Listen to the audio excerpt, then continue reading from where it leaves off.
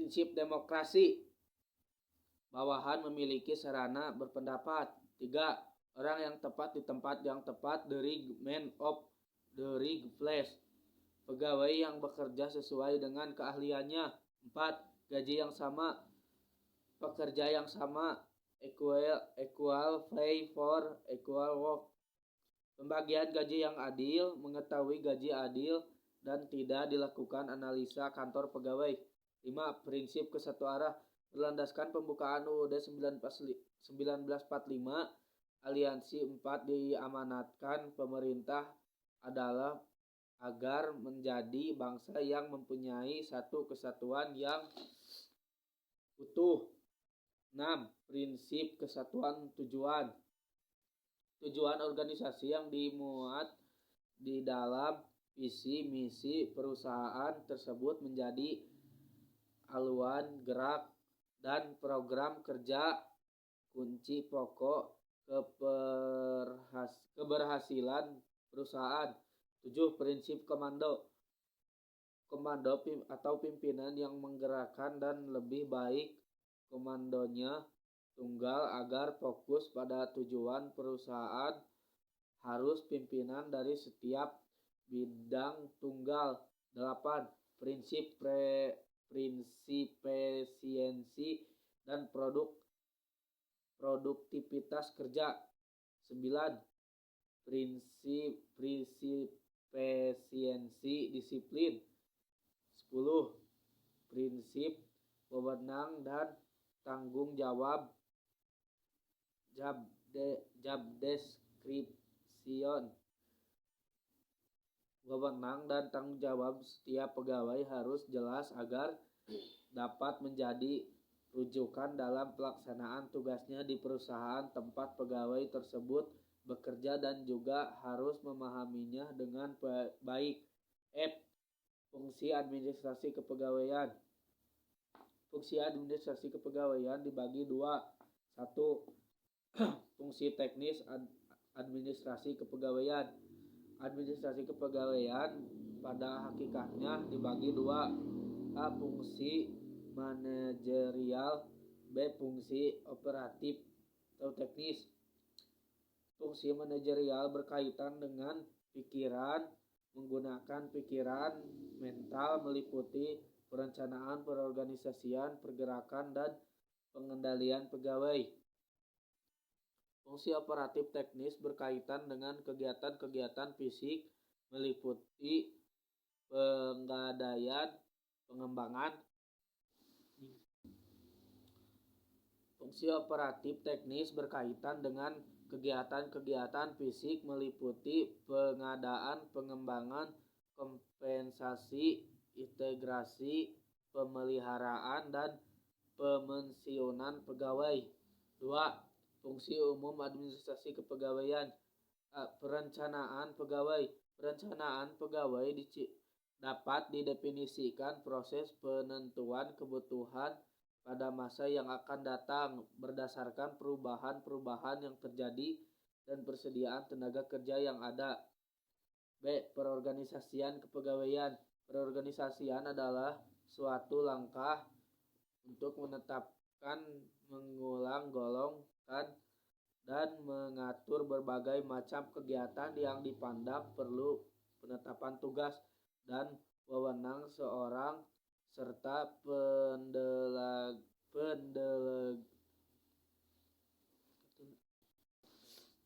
pendelegasian wewenang dalam rangka mencapai tujuan.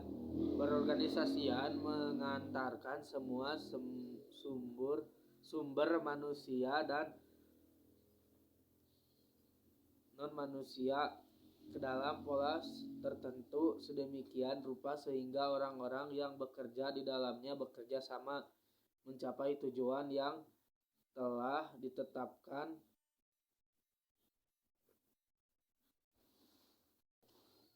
Efeknya terbentuknya struktur organisasi. C. Pengetahuan pegawai. Tentang motivasi pegawai, aturan praktis yang diikuti setidaknya membantu memotivasi pegawai dan meningkatkan kepuasan kepuasan kerja berikut penjelasannya. 1. Ada yang diharapkan. 2.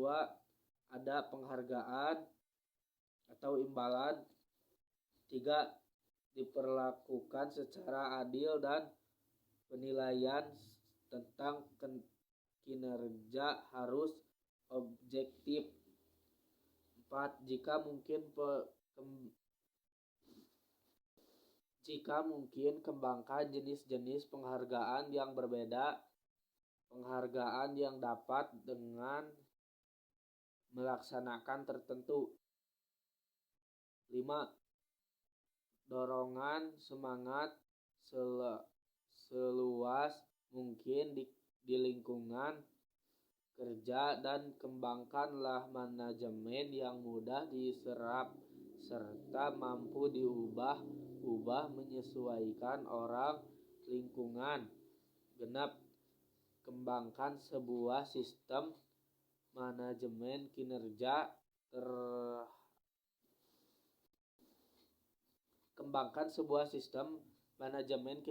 terapkan sasaran yang dapat dicapai tetapi harus terus berkembang.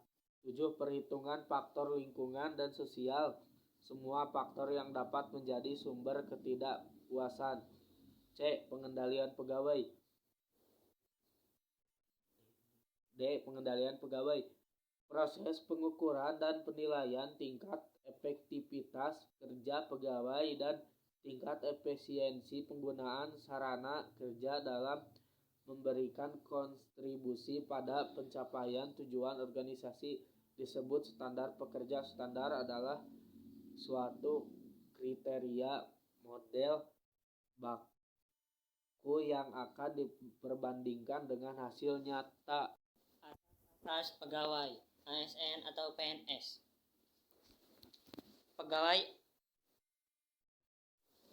Pegawai ASN harus berdasarkan asas berikut. 1.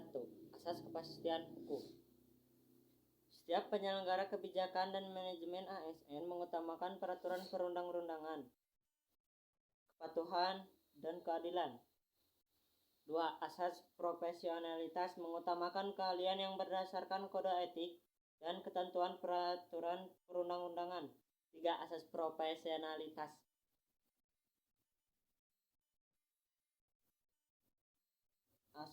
Ketiga, asas proporsionalitas mengutamakan keseimbangan antara hak dan kewajiban pegawai ASN. 4. Asas keterpaduan. Pengolahan pegawai ASN berdasarkan pada satu sistem pengolahan yang terpadu secara nasional. 5. Asas delegasi, bahwa setiap kewenangan pengolahan pegawai ASN dapat didelegasikan pelaksanaannya kepada kementerian, lembaga, pemerintah, non-kementerian, dan pemerintah daerah.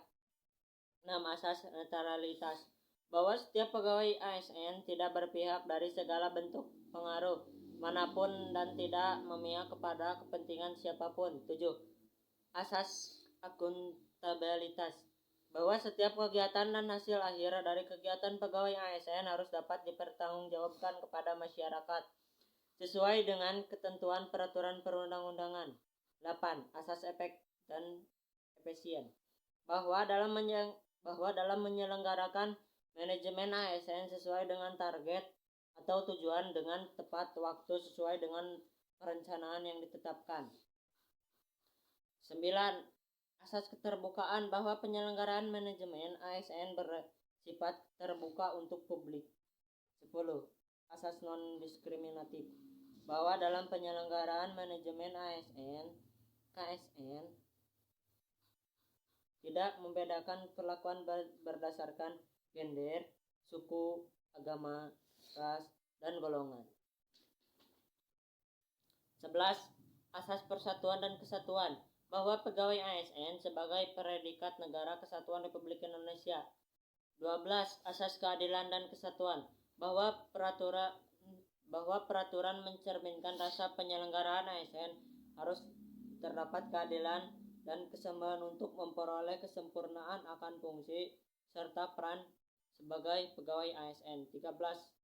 Asas kesejahteraan bahwa penyelenggaraan ASN diarahkan untuk mewujudkan peningkatan kualitas hidup pegawai ASN. Untuk meningkatkan sumber daya manusia PNS diperlukan adanya pendidikan suatu organisasi, tidak saja meningkatkan efektivitas dan efisiensi kerja, juga dalam rangka mempercepat pemantapan perwujudan perilaku yang diinginkan. Upaya pembinaan aparatur negara diperlukan pendidikan dan pelatihan yang mengembangkan kemampuan pegawai untuk mengenai pekerjaan pada saat itu, tetapi juga pekerjaan di masa depan atau masa yang akan datang. Artinya, pendidikan dan pelatihan merupakan investasi di dalam diri pekerja atau bank bakat yang nantinya siap ditimba apabila untuk meningkatkan efektivitas operasional suatu organisasi. Tujuan pembinaan pegawai negara. 1. Disarankan untuk menjamin penyelenggaraan tugas-tugas pemerintah, tugas-tugas perintah dan pembangunan secara berdaya guna dan menghasilkan guna. 2. Meningkatkan mutu dan keterampilan serta memupuk kegiatan kerja. 3. Diarahkan menuju terwujudnya kompetensi pegawai, baik dalam jumlah maupun mutu yang memadai, serasi dan harmonis. 4. Terwujudnya pegawai setia dan taat kepada Pancasila dan Undang-Undang Dasar 9 tahun 1945, serta terwujudnya aparatur yang bersih dan berwibawa. 5. Ditunjuk kepada terwujudnya suatu iklim kerja yang serasi dan menjamin terciptanya kesejahteraan jasmani maupun rohani secara adil dan merata. 6. Diarahkan kepada pengarahan, penyebaran, dan pemanfaatan pegawai secara teratur, terpandu, dan berimbang. 7. Diarahkan kepada pembinaan dan menggunakan sistem akhir dan sistem presentasi kerja.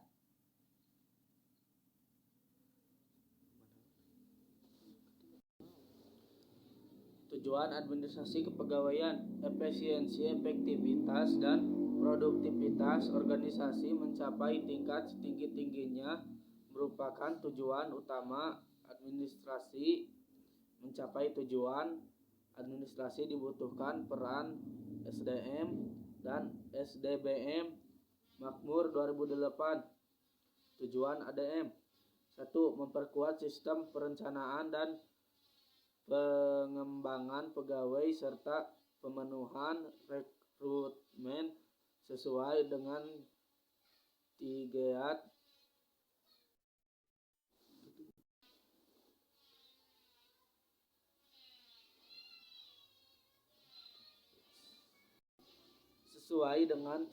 kebutuhan dan yang tersedia. 2.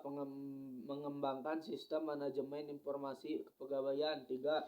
Meningkatkan kualitas sumber daya aparatur, meningkatkan kompetensi sesuai tugas pokok dan fungsi yang dilaksanakan melalui pendidikan, latihan, peningkatan pendidikan formal, meningkatkan keterampilan teknik serta fungsional aparatur pemerintah.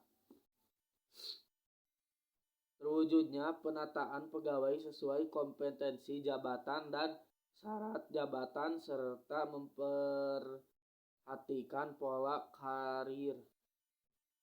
5. Peningkatan pembinaan pegawai, meningkatkan akuntabilitas dan kesejahteraan pegawai. 6. Peningkatan kinerja pelayanan kepegawaian dalam rangka meningkatkan kapasitas pemerintah daerah mewujudkan tata pemerintah yang baik, good governance, pemerintahan yang bagus.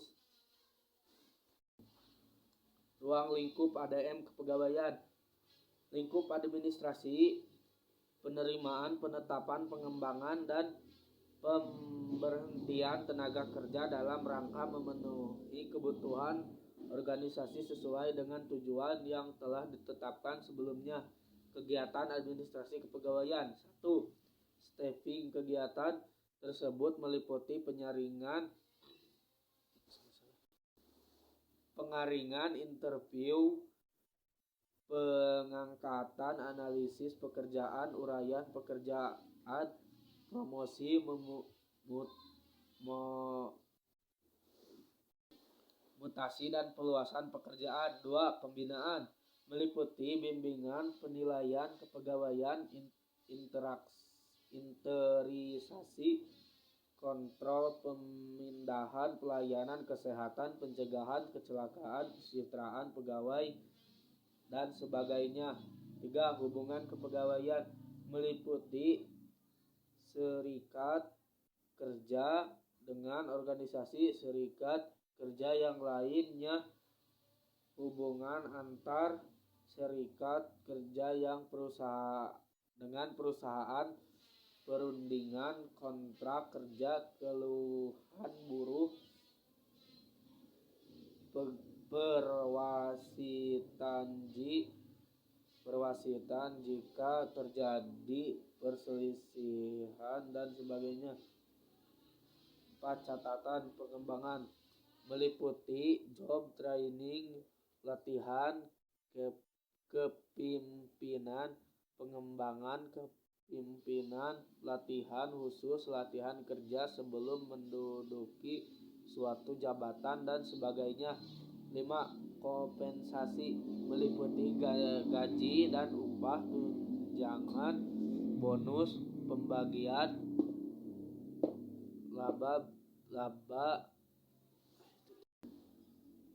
laba baus, dan sebagainya. 6. Komunikasi kepegawaian meliputi buku petunjuk, saluran komunikasi, pengendalian berita negatif, keluh kesal, mendengar keluhan, survei, tingkah laku, modul, dan penghargaan. Organisasi meliputi penyusunan struktur organisasi, penggunaan saluran organisasi formal dan informal, mengatasi akibat yang timbul dari perubahan organisasi. 8. Administrasi meliputi penjelasan dan penafsiran mengenai otoritas, konsultasi, partisipasi, gaya kepemimpinan, dan sebagainya. 9. Kebijakan kepegawaian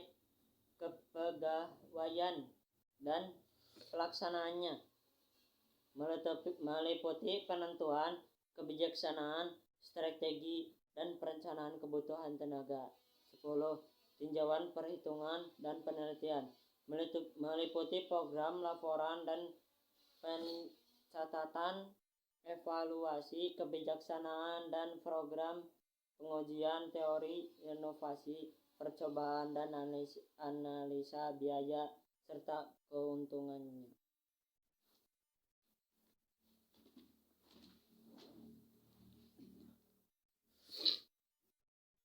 1. Tenaga kerja adalah semua orang yang. Sekian dari saya. Mohon maaf bila ada kesalahan. Wassalamualaikum warahmatullahi wabarakatuh.